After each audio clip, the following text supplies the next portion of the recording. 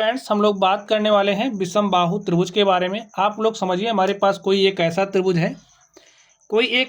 है जिसकी कोई भी भुजा बराबर नहीं है। ठीक है, कोई भी भुजा बराबर नहीं है, तो ऐसा जो हमारा त्रिभुज होगा उसे हम क्या कहेंगे? विषम बाहु त्रिभुज कहेंगे। आप लोग बात समझ गए? कोई भी भुजा बराबर ना हो तो ऐसा त्रिभुज विषम बाहु त्रिभुज कहलाएगा। अब आप समझिए, हमारे पास एक त्रिभुज ए बी सी है। ये जो त्रिभुज ए बी सी है, ये क्या है? एक विषम बाहु त्रिभुज है। अब ये जो त्रिभुज ए बी सी है, समझिए इसकी जो भुजाओं की माप है कुछ इस तरीके से है। भुजा बी सी का माप ए है, भुजा जो ए सी है इसका माप बी है, और जो भुजा हमारी ए बी है इसकी माप क्या है? सी है। समझ गए? लिख दीजिए, जो हमारा ए है is not equal to B is not equal to C, यानी कि कोई भी भुजा बराबर नहीं है। तो स्टूडेंट्स, इस तरीके का जो त्रिभुज होगा वो विषम बाहु त्रिभुज कहलाएगा। अब अगर आपको कोई भी विषम बाहु त्रिभुज दिया गया है जिसकी तीनों भुजाएं आपको पता है, तो इस केस में आप विषम बाहु त्रिभुज का क्षेत्रफल कैसे निकालोगे? फॉर्मूला समझ लीजिए। विषम बाहु त्रिभुज का क्षेत्रफल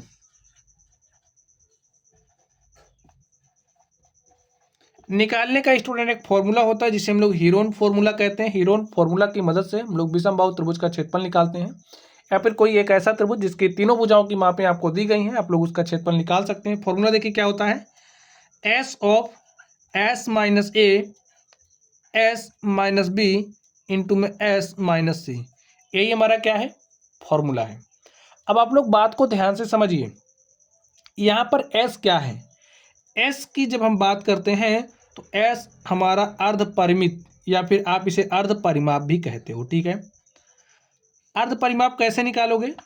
ये जो त्रिभुज की तीनों भुजाएं हैं, जैसे भुजा बी सी का माप क्या है? ए है। भुजा ए सी का माप क्या है? बी है। और भुजा ए बी का माप क्या है? सी है। तीनों भुजाओं को जोड़ करके उसका आधा कर दीजिए, तो इस तरीके से आपको क्या मिल जाएगा? अर्ध परिमाप मिल जाएगा। ठीक है, तो एस का मान आप यहाँ पर रखोगे, ए बी और सी का मान रखोगे, और इस तरीके से जो त्रिभुज है उसका क्षेत्रफल आप लोग निकाल ले जाओगे। चलिए हम आपको एक एग्जाम्पल करके दिखाते हैं। आप समझिए स्टूडेंट्स, हमारे पास एक त्रिभुज है,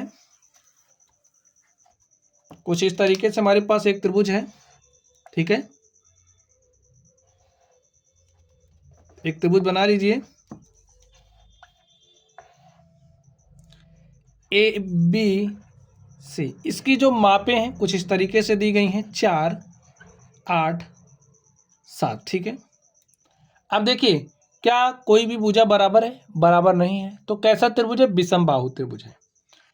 अगर हम इसको ए ले लें, इसको बी ले लें, इसको सी ले लें, और इसका हमें क्षेत्रफल निकालना है, तो इस केस में क्षेत्रफल निकालने का फॉर्मूला क्या होता है? Under root S of S minus A S minus B S minus C, ये फॉर्मूला है। एस क्या है? अर्ध परिमाप। तो सबसे पहले आप लोग एस का मान निकालिए। कैसे निकालोगे? A plus B plus C by 2 होता है हमारा फॉर्मूला। ए का मान 4 है, बी का मान 8 है, और सी का मान 7 है। लिख दीजिए, बटे में 2 करिए।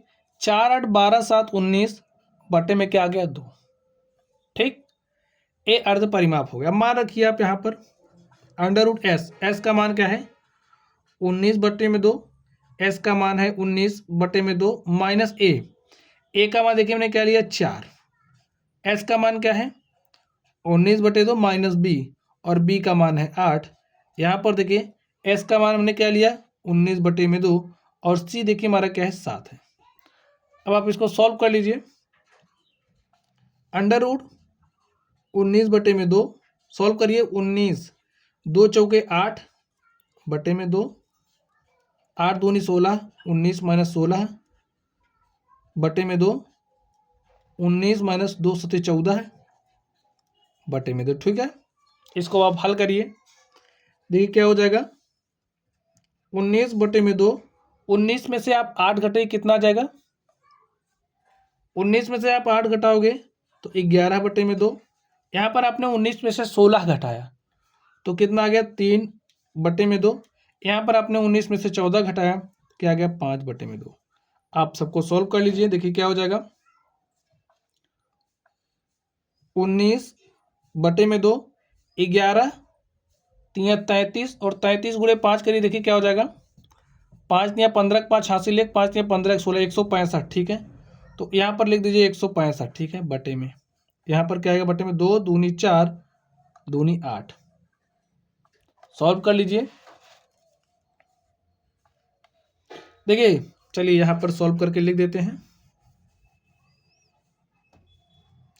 तो हमारे पास क्या है अंडर रूट 19 गुणे 165 करिए, तो 19 पचे 95 के 5 हासिल 9, 19 छक्का 114, 114 में 9 जोड़ोगे तो 123, 123 के 3 हासिल 12, 19 के 19 और 12 जोड़ोगे कितना हो जाएगा 31 बटे में 2 अठे 16, ठीक है स्टूडेंट। वर्ग इकाई, यही हमारा क्या हो गया क्षेत्रफल हो गया। स्टूडेंट्स हमने ये जो भुजा है त्रिभुज की लंबाइयों को वैसे ही अपने मन से लिया था, इसलिए ऐसा आंसर आ रहा है, ठीक है। आप लोग ऐसे फॉर्मूला इस्तेमाल करोगे, ये हमारा बताने का उद्देश्य था। तो चलिए आप लोग पढ़ते रहिए, थैंक यू।